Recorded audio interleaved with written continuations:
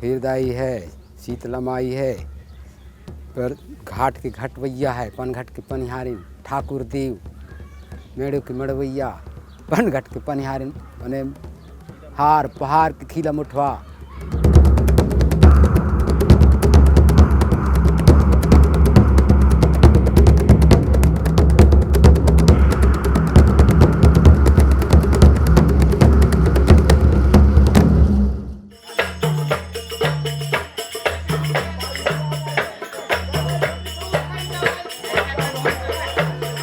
ओढारी गांव के बाहर ही देवस्थान है जहां पर उनके सर्वोच्च देवता स्थापित किए गए हैं। आम भाषा में वे अपने सर्वोच्च देव को बड़ा देव पुकारते हैं। औपचारिक तौर पर उनके सर्वोच्च देव को फड़ापेन कहा जाता है।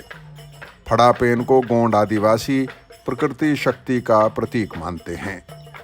यह देव वह शक्ति है जो समस्त जीव जगत को जीवन प्रदान करता है। आज उसी बड़ा देव को पूजने के लिए गांव के लोग निकले हैं, जो परंपरागत वाद्य यंत्रों के संगीत पर झूमते हुए देव स्थान की तरफ बढ़े चले जाते हैं।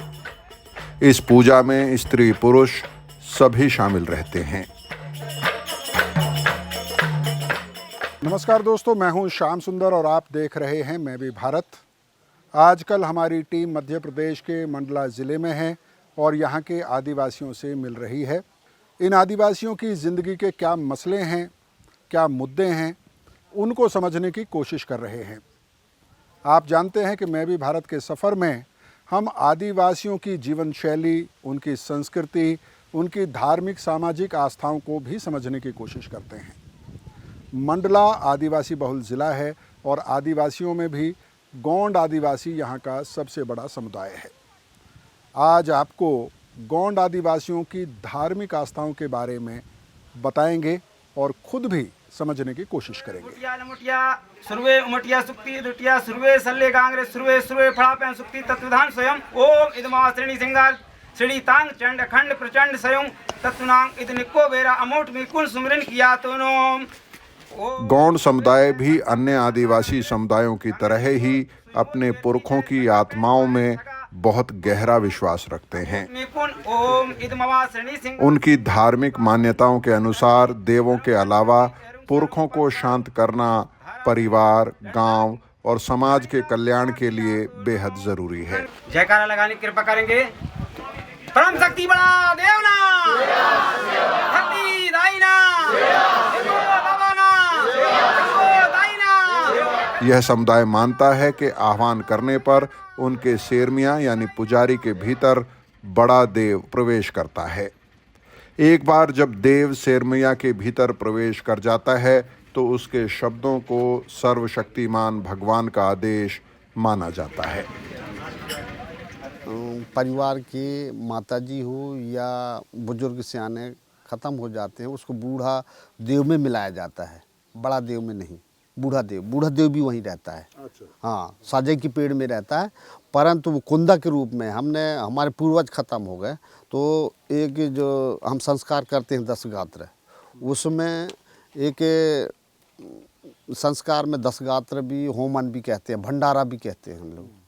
तो उसमें हम जो है भौरी करते हैं, झाला बांध के जो पूजा पाठ करते हैं, वहाँ एक सिक्का डालते हैं भौरी का समय में, एक दोहनी में। तो वो सिक्का को हमने होम धूप पूजा पाठ करके शेरमिया द्वारा, हमारे शेरमिया भी होते हैं, शेरमिया मतलब हमारे पुजारी, मरावी का पुजारी, तेकाम हो गया, धुरबे हो गया, ये पुजारी होते हैं। इन पुजारियों के द्वारा पूजा पाठ के माध्यम से वो कुंदा बांध के, गांठ बांध के उसको रख देते हैं। अब जब जेठ के महीना आता है तो वो बड़ा देव पूजा पाठ के समय में वो कुंदा को जो है हम पूजा के समय में कहीं भी उसको छिपा देते हैं और बड़ा देव का जो शक्ति निकालते हैं, फिर होम धूप लगा करके, मतलब शक्ति आता है उसको, तो वो कुंदा को खोजता है कहाँ है।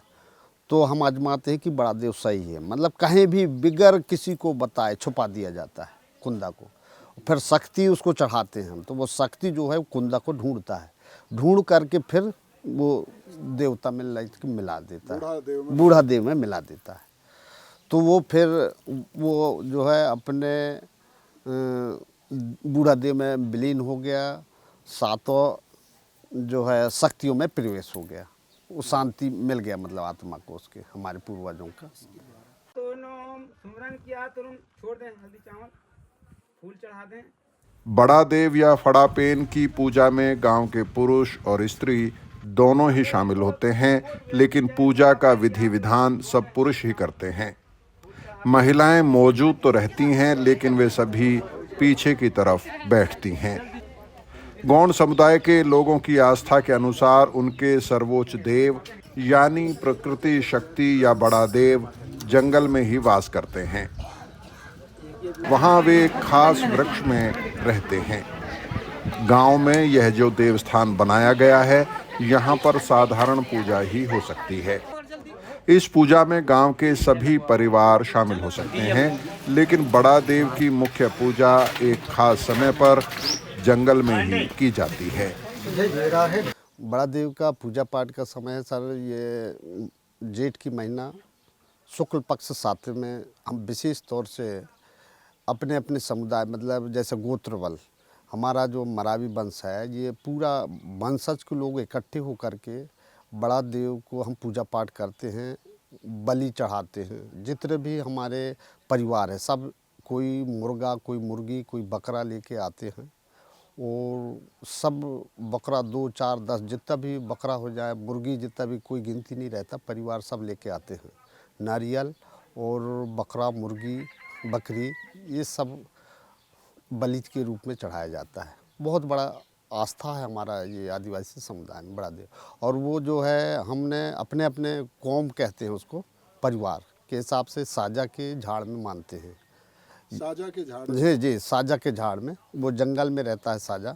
अब यही कहीं हार पहाड़ में जहाँ भी साजा हो, वो हमारा बिल्कुल प्रमुख, उसको कोई काटते नहीं, उसको सुरक्षा करते हैं, बल्कि साजा के झाड़ को कोई जलाते भी नहीं है, न काटते भी नहीं है।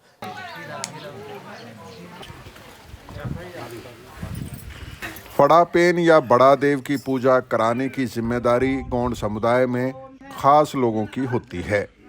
आरती गिरे बड़ा देव की आरती।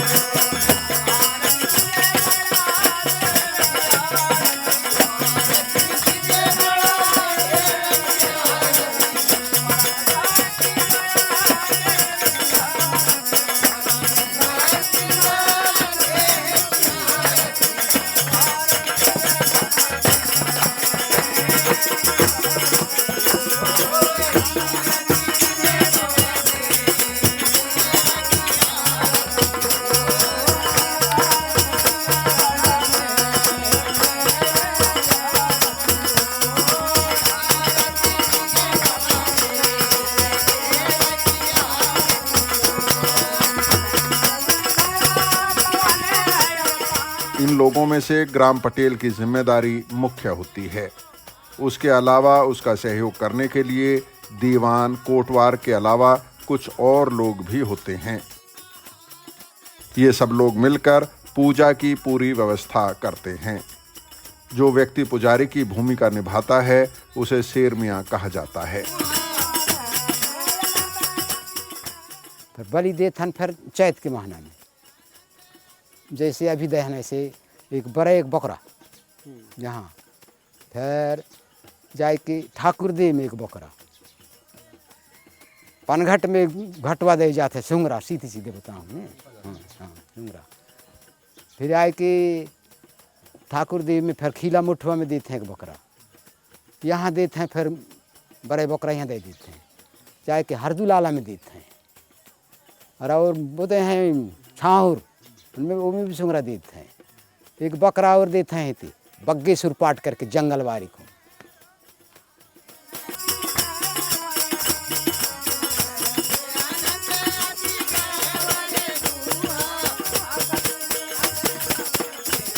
ओढारी गांव में बड़ा देव की पूजा के बाद आरती हमें कुछ अलग लगी थी।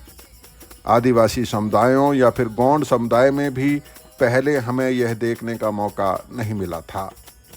हारमोनियम और ढोलक का इस्तेमाल भी नया ही नजर आ रहा था। ऐसा लगता है कि गौंड समुदाय भी अब एक संगठित धर्म के तौर पर अपनी पहचान बनाने के रास्ते पर है।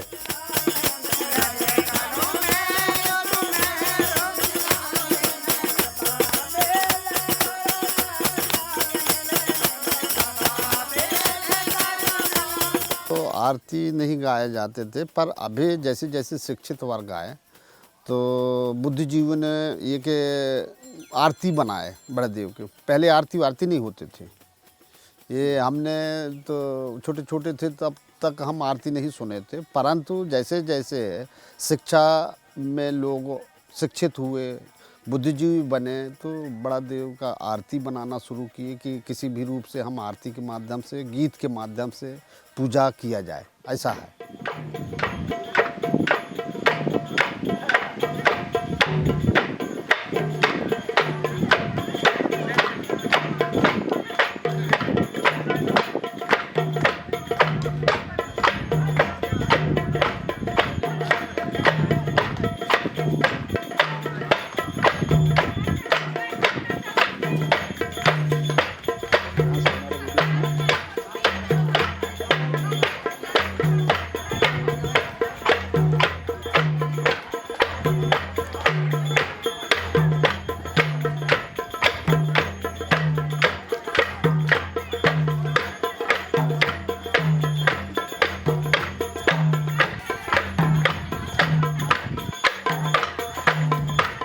गौंड आदिवासी समुदाय में बड़ा देव को सर्वोच्च देव माना जाता है, लेकिन उनके अलावा भी इस समुदाय के कई देवी देवता हैं।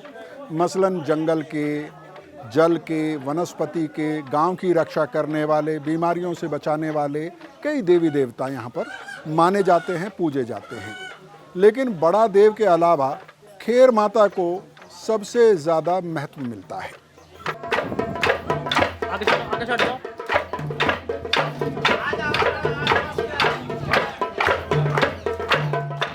बड़ा देव की पूजा के बाद गांव के सभी लोग खैर माई या खैर माता की पूजा के लिए बढ़ते हैं। खैर माता गौंड समुदाय के कई देवी देवताओं में से एक है। आदिवासी देवी देवताओं और पुरखों की पूजा धन्यवाद ज्ञापन और समुदाय के कल्याण की धारणा के साथ की जाती है। मसलन आदिवासी समुदाय फसलों के अलावा जंगल, नदी और पहाड़ से अपनी जीविका जुटाता है, इसलिए वह कुदरत को धन्यवाद करता है। उसके पर्व और पूजा उसी से जुड़े होते हैं। इसके अलावा परिवार और समुदाय को किसी आपदा, विपत्ति या बीमारी से बचाने के लिए भी पूजा की जाती है। खीर माता की पूजा हुई है। अब उसकी आसीन से लड़का बच्चे सब तरते हैं, बनते हैं, जीते हैं, जागते हैं, तो 3 साल में उसके बलि दिए जाते हैं।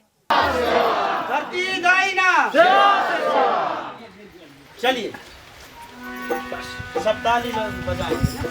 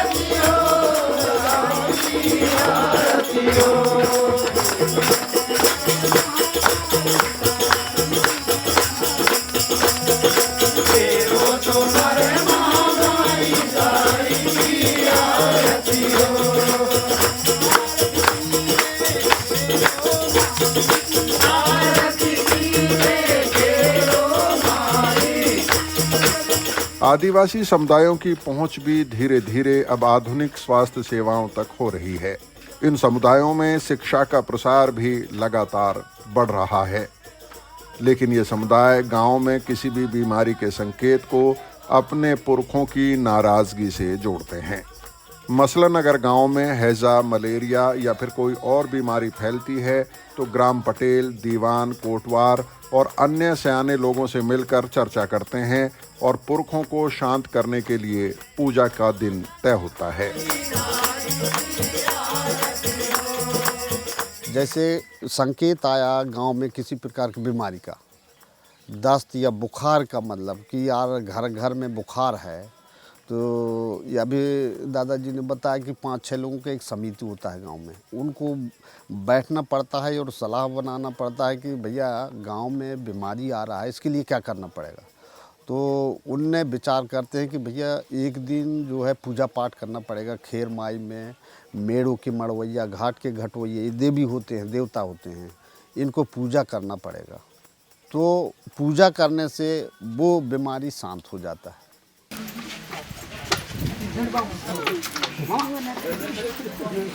आरती ले लियो, पैर पड़ लो।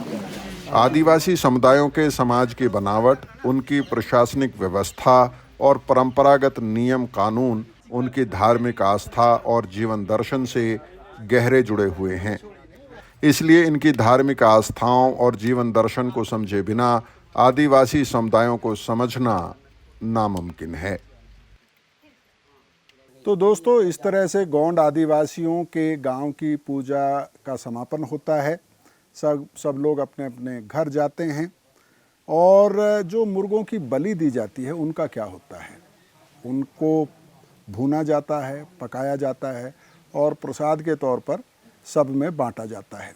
वो कैसे बनता है, ट्राइबल किचन के एक बेहद ख़ास एपिसोड में आप जल्दी ही देखेंगे। मुझे उम्मीद है कि आज का एपिसोड देखने के बाद आप गोंड आदिवासी समुदाय को थोड़ा सा और बेहतर तरीके से समझ पाए होंगे। बहुत बहुत शुक्रिया।